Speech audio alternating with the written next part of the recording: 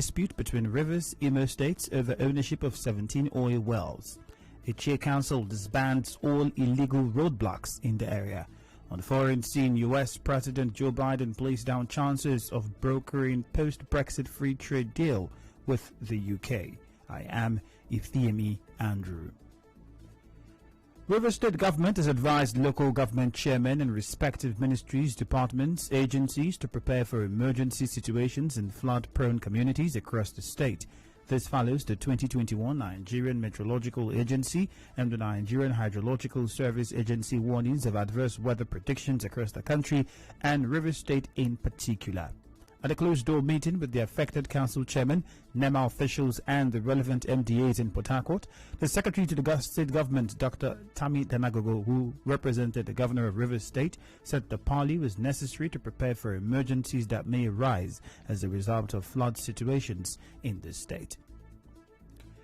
The Senate passed a bill for the establishment of Nationwide Emergency Communication Service, just as it approved 112 as the toll-free number for emergencies. This was sequel to the consideration of a report on the Nationwide Toll-Free Emergency Number Establishment Bill 2021 by the Committee on Communications, chaired by Senator Oluremi Tinubu, APC Lagos Central, during Tuesday's plenary. The report was presented by Senator Biodun Olujimi on behalf of the committee chairman. Chairman of the Nigerian Environmental Society in Rivers State, Kingsley Nwogbidi, says the Nigerian Ajip Oil Company has not taken any other steps since it contained a gas leakage from one of its pipelines at Federal College of Education, Omok, earlier this month. Dr. Nwogbidi told correspondent Joma Ezemafo that the gas leak affected the air quality of the school for days before it was stopped by the company. It impacted the area seriously because the air quality was compromised. They have not done anything to the school. They have not tried to contact the school and which way forward to see whether there's anything they can do to ameliorate the suffering and discomfort that the people went through. Nigerian Ajip Oil Company has not taken any step. As to whether they are trying to see whether it is sabotage or equipment failure, that we don't know. But as we speak, from that last Friday, from that last Thursday till now, we've not been able to make any contact with the school. Dr. Nwogbidi, however, urged the company to look into the situation of the school in Omok, Ogba, Egbema, and Doni local government area. Well, as an environmental professional or practitioner, I expect the school to take some steps because most students and staff suffered, and also I expect that to take responsibility in certain areas, whatever it is, to see how they can, so that both parties can strike a meeting ground. But as it is, I don't know what they're up to. I don't know what Nigerian Ajip Oil Company are up to. On his part, a high chief in Ogba, Egbema, and Doni local government area, Bright Abali, complained about the impact of the activities of Nigerian Ajip Oil Company on the people of the area. While they are doing remediation works on the site, it is not enough because pipes that have been laid over 50 years are still in use. These pipes are obsolete, they are corroded, they are gushing out crude material that are poisonous. And poisonous to the people, not just to the local or indigenous people here. So their gas have now shown itself from this recent eruption as a gas that is poisonous to Nigerians, not just to our people. The company and the National Environmental Standards and Regulations Enforcement Agency, NESRA, are expected to speak on this. The Supreme Court has picked November 1 for hearing in the dispute between Rivers and Imo states over the ownership of 17 oil wells, otherwise referred to as the Akri and Ngbede oil wells. In the suit filed by the Rivers State Government through its Attorney General, the plaintiff is contesting Imo State's claim to about 37 Akri and Ngbede communities in its territory, housing 17 oil wells. The spokesperson of the Northern Elders Forum, Hakim Baba Ahmed, says the North is not against the president from the Southeast, but will not submit to threats from the region. While speaking on Arise Television, he said the North have always supported leaders from the South. There's nothing about the North that says that it has something against the Southern presidency. So we understand people who are desperate, the kind of people who say, if you want justice, if you want us to have peace in this country, you must bring the Southern presidency down. What we say is that is not the way to ask for a Southern presidency. You cannot threaten us. We read the Constitution. We know what it takes to be a president. You have to score at least 25% in 24 states. There are no 24 states in the North, which means no Northerner can become a president unless he gets support from the southern part of the country. Mr. Ahmed said a president from the Southeast must come through a constitutional process. No Southerner can become president unless he gets support from the North. People think we just sit here and say we will not yield power. We know that there have to be circumstances and times when somebody from the southern part of the country becomes president, and we'll live with it. But if he must be a president that will emerge through the political and electoral process, he must be a president that Northerners and Southerners both like and vote and put enough votes to make him or her president, and there must be a Nigerian president, not an ethnic president. Northerners have voted for Southern leadership. We elected Jonathan. On his part, the national leader of the Pan-Niger Delta Forum, Edwin Clark, criticized governors of the North for failing to develop their region.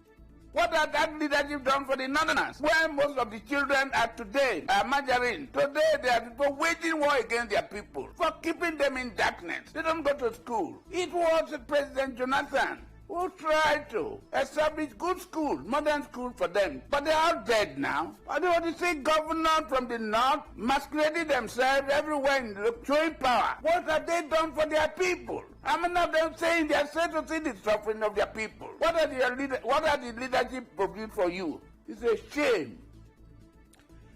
Still ahead, a Che Council disbands all illegal roadblocks in the area. Stay tuned.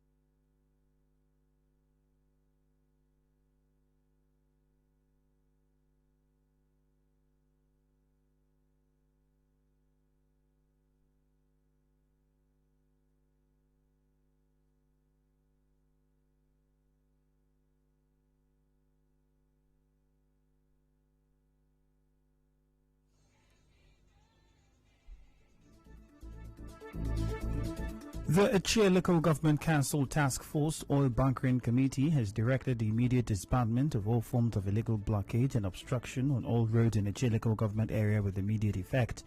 The committee, in a statement signed by its coordinator Collins Akanchawa Onwanko and Secretary Noble Onwuga, said that the roadblocks created by the illegal tax collectors, road transport unions, labor and trade-related unions is inhibiting vehicular movement and smooth passage of passengers and goods in Achia. The statement also announced the disbandment of illegal motor parks in all parts of Achia, particularly in Egui and Chokocho Junction. The statement added that the Task Force Oil Bunkering Committee will not relent to arrest and prosecute the defaulters of the directives accordingly. The International Federation of Women Lawyers, FIDA, in Rivers State is worried about the increasing cases of incest in the state. The acting chairperson of FIDA in Rivers State, Nnenna Igbokwe, told our correspondent that the organization discovered this during their sensitization program about the VAP law.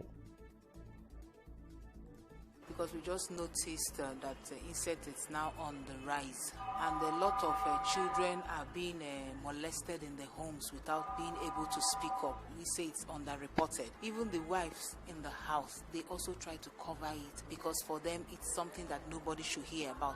But the young children are dying, they're complaining, they don't even have anybody to talk to. If they cannot talk to their mom, who would they talk to? The last 2 months we've rescued more than 5 children from incest, ranging from fathers, stepfathers, brothers. Yes, we have rescued more than 5 children. Mrs. Nnenna Igbokwe called on security agencies to be thorough in their investigation of cases of incest. There's always a problem. Most times, these issues of incest or sexual abuse, they tend to treat it as a family matter. I think the first and foremost thing a police officer should do is to first of all shame the man. Listen to the victim first. When you finish your victim, make sure that the man is charged to court than settling this matter. Because we have realized that when you settle cases, it will not deter the next offender. They should take it just like every other person that has been reported for an offense. Don't say because it's a father who will train the children, because it's a brother, how would they cope in the family? Then you close your mouth. The last one we had is that the girl even got pregnant for the father. Now in business, Nigeria has raised another $4 billion from Euro bonds. The Debt Management Office in a statement said it raises Nigeria's Euro bond debt from $10.37 billion as of the end of March, according to figures obtained from DMO's external debt stock figure, to $14.37 billion. In entertainment, American music mogul Dr. Dre has been ordered by a court to pay $1.5 million to his estranged wife, Nicole Young.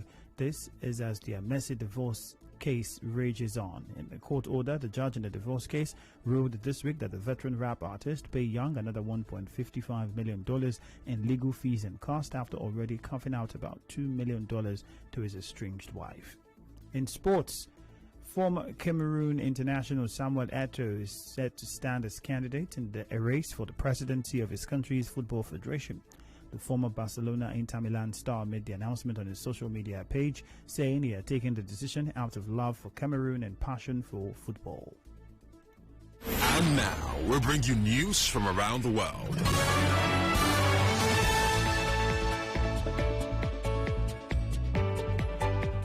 U.S. President Joe Biden has played down the chance of brokering a post-Brexit free trade deal with the UK. This is as he held talks with UK Prime Minister Boris Johnson at the White House. The leaders also discussed Afghanistan, security and climate change during the 90-minute meeting.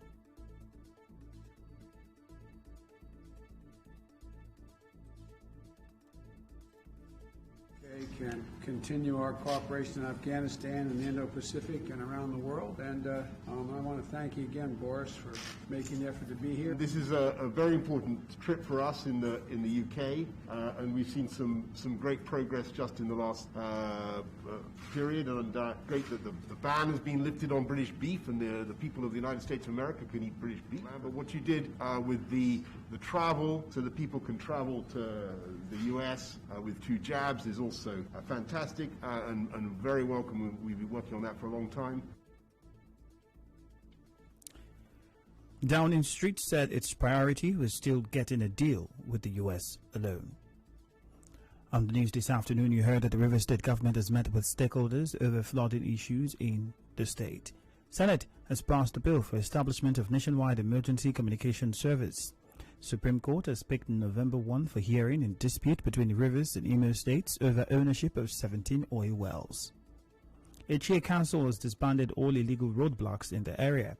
On the foreign scene, U.S. President Joe Biden has played down chances of brokering a post-Brexit free trade deal with the UK. The news was edited by Choma Ezema. Contact our newsroom in 0818-900-0017. For more stories, visit www.nigeriainfo.fm. Partly sunny weather is expected in Port Harcourt this afternoon. My name is Ifiemi Andrew. Thank you for your time. Bye-bye for now.